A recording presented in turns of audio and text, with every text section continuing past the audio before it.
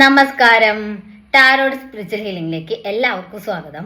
അപ്പോൾ നമ്മൾ ഇന്ന് നോക്കുന്നത് നിങ്ങളുടെ പേഴ്സന്റെ കറന്റ് എനർജി എന്താണെന്നുള്ളതാണ്. ഇതൊരു ജനറൽ റീഡിംഗ് ആണ്, ജനറൽസ് ആണ്. നിങ്ങൾ എപ്പോഴാണോ ഈ റീഡിംഗ് കാണുന്നത് അപ്പോൾ മുതലാണ് നിങ്ങൾക്ക് ഇത് വാലിഡ് ആയി തുടങ്ങുന്നത്. അതുപോലെ ഈ റീഡിംഗിൽ നിങ്ങൾക്ക് റെസിനേറ്റ് ആവുന്ന കാര്യങ്ങൾ നിങ്ങൾ എടുക്കുക, അല്ലാത്ത കാര്യങ്ങൾ നിങ്ങൾ വിട്ടുകളയാം. അതുപോലെ ലവേഴ്സ് ആയിക്കോട്ടെ, ഇഷ്ടമായിട്ടുള്ള അഫെയറുള്ള ആളുകളായിക്കോട്ടെ, എല്ലാവർക്കും ഈ റീഡിംഗ് എടുക്കാവുന്നതാണ്.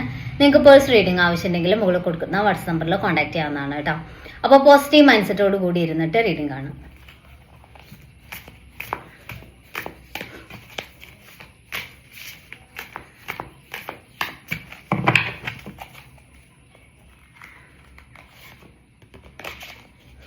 ടു ഓഫ് കപ്സ് എനർജിയാണ്. ഇവിടെ നിങ്ങൾ തമ്മിലൊരു സോൾ കണക്ഷൻ ഉള്ളതായിട്ടാണ് കാണുന്നത്. ഭയങ്കരമായിട്ടുള്ള ഒരു ബോണ്ടിങ്ങും ഒരു അട്രാക്ഷനും നിങ്ങൾ തമ്മിലുണ്ട് എന്നുള്ളതാണ് കേട്ടോ. അപ്പോൾ ഈ ഒരു ബോണ്ടിങ് മാത്രമല്ല, അതായത് ഒരു ഇമോഷണൽ കണക്ഷൻ ഇവിടെ സ്ട്രോങ് ആണ്. അത്രയും ഇമോഷണലി നിങ്ങൾ ഇൻവോൾവ്ഡ് ആണ് ഈ റിലേഷനിൽ എന്നാണ് കാണിക്കുന്നത്.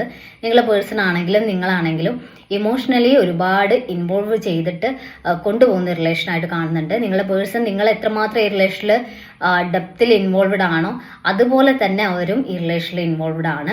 അത്രയും ഒരു സത്യസന്ധമായിട്ടും ആത്മാർത്ഥമായിട്ടും തന്നെയാണ് അവർക്ക് നിങ്ങളോടുള്ള ഫീലിങ്സ് എന്നുള്ളതാണ് കാണിക്കുന്നത്. ദ എംബറർ എനർജിയാണ്. പക്ഷേ ഇത്രയും ഫീലിങ്സ് ഉള്ളത് അവര് പുറത്ത് കാണിക്കുന്നില്ല എന്നുള്ളതാണ്. ഹൈഡ് ചെയ്യുന്ന ഒരു എനർജിയാണ്. അങ്ങനെ പുറത്ത് കാണിക്കുന്ന ഒരു ടെൻഡൻസി അല്ല, അങ്ങനെ ഒരു നേച്ചർ അല്ല ആൾക്കുള്ളത് എന്നുള്ളതാണ് കാണിക്കുന്നത് കേട്ടോ. അവരുടെ ഇമോഷൻസ് പരമാവധി ഹൈഡ് ചെയ്യുന്ന ഒരു എനർജിയാണ്. അവർ കാണിക്കും, പക്ഷെ എപ്പോഴും നിങ്ങൾക്കത് ഫീൽ ചെയ്യിച്ചോളന്നില്ല. അവരുടെ പ്രവൃത്തിയിൽ അല്ലെങ്കിൽ അവരുടെ സംസാരത്തിൽ അവർ നിങ്ങളെ കെയർ ചെയ്യുന്ന രീതിയിലൊക്കെ നിങ്ങൾക്ക് മനസ്സിലാവുന്നുണ്ടാവും. പക്ഷെ അവരത്രയും സ്നേഹത്തോടെ ആ ഒരു സ്നേഹം എക്സ്പ്രസ് ചെയ്തുകൊണ്ട് ഇങ്ങനെ എപ്പോഴും സംസാരിക്കുന്ന ഒരു പേഴ്സൺ ആയിരിക്കില്ല. അവർ കൂടുതൽ പ്രാക്ടിക്കൽ ആയിട്ടായിരിക്കും കാര്യങ്ങളൊക്കെ കാണുന്നതും ചെയ്യുന്നതും കേട്ടോ. കിങ് ഓഫ് വാൺസ് എനർജിയാണ്. ഈ റിലേഷനിൽ സ്ട്രോങ് ആയിട്ട് നിൽക്കുന്ന ഒരു എനർജിയാണ് കാണിക്കുന്നത്. അവർ ഈ റിലേഷൻ വേണം എന്നുള്ള ഒരു തീരുമാനം എടുത്തിട്ടുണ്ടെങ്കിൽ അല്ലെങ്കിൽ അതിൽ അവർ ഉറച്ചു നിൽക്കുന്ന ഒരു പേഴ്സൺ ആണെന്നുള്ളതാണ്. ഓക്കെ, അവരെന്ത് കാര്യവും ഒരു ഡിസിഷൻ എടുത്തു കഴിഞ്ഞാൽ അതിൽ നിന്ന് മാറാതെ നിൽക്കുന്ന ഒരു എനർജിയാണ് കാണിക്കുന്നത്. അവർ നിങ്ങളുമായിട്ടുള്ള റിലേഷൻ ഒരു ഫ്യൂച്ചറിസ്റ്റിക് ആയിട്ട് ലൈഫ് ലോങ് വേണമെന്ന് ചിന്തിച്ചിട്ടുണ്ടെങ്കിൽ അല്ലെങ്കിൽ അങ്ങനെ ഒരു ഡിസിഷൻ എടുത്തിട്ടുണ്ടെങ്കിൽ അതിൽ അവർ സ്ട്രോങ് ആയിട്ട് ഉറച്ചു നിൽക്കുന്നു എന്നുള്ളതാണ് കേട്ടോ. ദ ഹെർമിറ്റ് കാർഡാണ്. 3 കാർഡ്സ് വന്നിട്ടുണ്ട്. ദ ഹെർമിറ്റ് കാർഡ് കാണിക്കുന്നത് ഈ റിലേഷനിൽ നിങ്ങൾ ഇപ്പോൾ ഒരു സെപ്പറേഷനിലാണെന്നുണ്ടെങ്കിൽ അല്ലെങ്കിൽ നിങ്ങൾ തമ്മിൽ ഇപ്പോൾ ഒരു പൊട്ടിത്തെറി നടന്നിട്ടുണ്ടാവാം, പ്രശ്നം നടന്നിട്ടുണ്ടാവാം, ഫേസ് ചെയ്തിട്ടുണ്ടാവാം. ആ ഒരു ചിലപ്പോൾ നിങ്ങൾ തമ്മിലായിരിക്കില്ല പ്രശ്നം ഉണ്ടായിട്ടുണ്ടാവാം, സാഹചര്യം അങ്ങനെ ആയി മാറിയിട്ടുണ്ടാവാം. സാഹചര്യങ്ങൾ കൊണ്ട് നിങ്ങൾക്ക് തമ്മിലൊന്ന് അകലേണ്ടി വന്നിട്ടുണ്ടാവാം. അങ്ങനെ അകലേണ്ടി വന്നിട്ടുണ്ടെങ്കിൽ ഇവിടെ നിങ്ങളുടെ പേഴ്സൺ ഈ റിലേഷനിൽ ഞാൻ ഇനി എന്താ ചെയ്യേണ്ടത് മുന്നോട്ട് എന്നുള്ളൊരു പ്ലാനിങ്ങിലാണ് നിൽക്കുന്നതെന്നുള്ളതാണ് കേട്ടോ. അവർ മുന്നോട്ട് ഇപ്പം ഒറ്റയ്ക്കിരുന്ന് ചിന്തിക്കുന്ന ഒരു എനർജിയാണ്.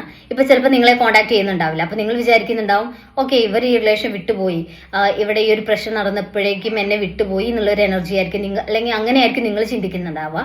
പക്ഷെ അങ്ങനെയല്ല. ഫ്യൂച്ചറിൽ ഇനി എങ്ങനെ എന്ത് രീതിയിലാണ് എങ്ങനെയാണ് ഞാൻ ഈ റിലേഷൻ മാനേജ് ചെയ്യേണ്ടത്, ഈ പ്രശ്നത്തിന് ഞാൻ എങ്ങനെ ഫേസ് ചെയ്യണം, ഇതിലെന്ത് ചേഞ്ചാണ് ഞാൻ ഇനി മുന്നോട്ട് കൊണ്ടുവരേണ്ടത്, അങ്ങനെയുള്ള കാര്യങ്ങളെ കുറിച്ചാണ് അവരിപ്പോൾ ചിന്തിക്കുന്നത് എന്നുള്ളതാണ് കാണിക്കുന്നത്. അതുപോലെ ചാരിയറ്റ് കാണിക്കുന്നത് അവർ സ്ട്രോങ് ആയിട്ട് ഒരു തീരുമാനം എടുത്ത് മുന്നോട്ട് വരും എന്നുള്ളതാണ് കേട്ടോ.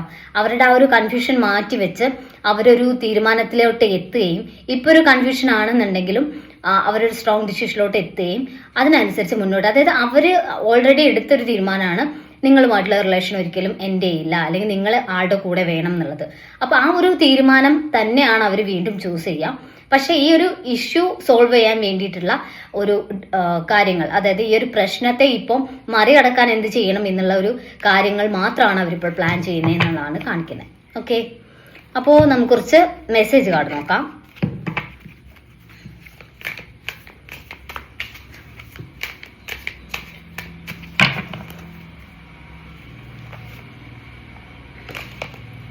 മെൻഡ് എന്നാണ് കാണിക്കുന്നത്. അതായത് നിങ്ങൾ തമ്മിലുള്ള ഈ റിലേഷൻ എന്ന് പറയുമ്പോൾ ഇവിടെ ഈ സോൾ കണക്ഷൻ തന്നെയാണ് കേട്ടോ കാണിക്കുന്നത്. അത്രയും ഡെപ്തിൽ നിങ്ങൾ തമ്മിലുള്ള ആ ഒരു ബോണ്ടിങ് ഇവിടെ കാണിക്കുന്നുണ്ട്. അത്രയും ഇമോഷണലി നിങ്ങളുടെ പേഴ്സൺ ആണെങ്കിലും നിങ്ങളാണെങ്കിലും അത്രയും അറ്റാച്ച്ഡ് ആണ് എന്നുള്ളതാണ്. നിങ്ങൾ കംപ്ലീറ്റഡ് ആണ് ഈ ഒരു റിലേഷൻ. നിങ്ങൾ തമ്മിൽ ആ ഒരു ഇമോഷണൽ ഫീലിങ്സും കാര്യങ്ങളും നിങ്ങൾ തമ്മിൽ ആ ഒരു ബോണ്ടിങ്ങും അത്രയും കംപ്ലീറ്റഡ് ആണെന്നാണ് കാണിക്കുന്നത്. അണ്ടർസ്റ്റാൻഡിങ് എന്നാണ് കാണിക്കുന്നത് കേട്ടോ. അതായത് അവര് എന്താണ് ഇവിടെ സംഭവിച്ചത് എന്നുള്ളത് മനസ്സിലാക്കാൻ ശ്രമിക്കുന്നു, നിങ്ങളുടെ ഇമോഷൻ എന്താണെന്നുള്ളത് മനസ്സിലാക്കുന്നു എന്നുള്ളതാണ് കേട്ടോ. അവര് ഒരുപാട് നിങ്ങളോട് സ്നേഹം എക്സ്പ്രസ് ചെയ്യുന്നില്ല എന്നുണ്ടെങ്കിലും അവർ കാര്യങ്ങൾ മനസ്സിലാക്കുന്ന ഒരാളാണ്, എല്ലാ കാര്യങ്ങളും മനസ്സിലാക്കാൻ കഴിവുള്ള ഒരാളാണെന്നാണ് കാണിക്കുന്നത്. നിങ്ങൾ പറയാതെ തന്നെ നിങ്ങളുടെ കാര്യങ്ങൾ അല്ലെങ്കിൽ നിങ്ങളുടെ ഇമോഷൻ എന്താണെന്ന് അവർക്ക് അറിയാം എന്നാണ് കാണിക്കുന്നത് കേട്ടോ. അപ്പൊ നമുക്ക് കുറച്ച് മെസ്സേജ് കാണാം. Okay, ഏഞ്ചൽസിന്റെ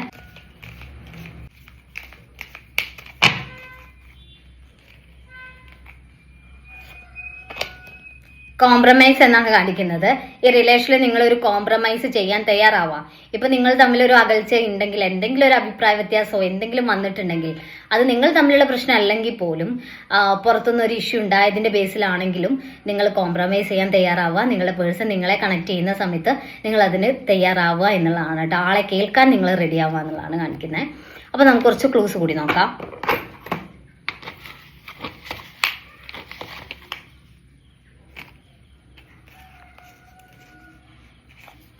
July, letter B, letter J, 1991, Uthrattathi, 1998, Avittam, 1996, 1997, April, Kollam, Rohini, 1985, Kannur. അപ്പോൾ നിങ്ങൾക്ക് ഈ ഒരു റീഡിംഗ് ഇഷ്ടമാണെന്ന് വിചാരിക്കുന്നു. Thank U.